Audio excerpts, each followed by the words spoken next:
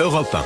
Et à la une de votre journal, donc Alexis Calvert qui continue à Mayotte. Malgré les mesures annoncées en février par le gouvernement pour mettre fin aux gangs et à l'immigration illégale, à 8000 km de Paris et des lieux de pouvoir, le 101e département français ne voit toujours pas le bout du tunnel entre les cas de choléra récemment détectés et l'insécurité toujours bien présente. La situation, Antoine Bienvaux, reste, on peut le dire, catastrophique sur place.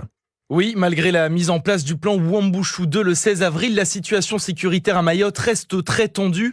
Selon la députée Lyotte de Mayotte, Estelle Youssoufa, la bataille contre les gangs est encore loin d'être gagnée. Il y a régulièrement des affrontements parce que regagner du terrain face aux bandes violentes, c'est pas facile, même s'il y a des dizaines d'arrestations. Donc il y a quand même beaucoup d'exaspération et de fatigue nerveuse de la part de la population. Autre échec du plan Wuambushu 2, selon elle, la gestion des flux migratoires vers Mayotte.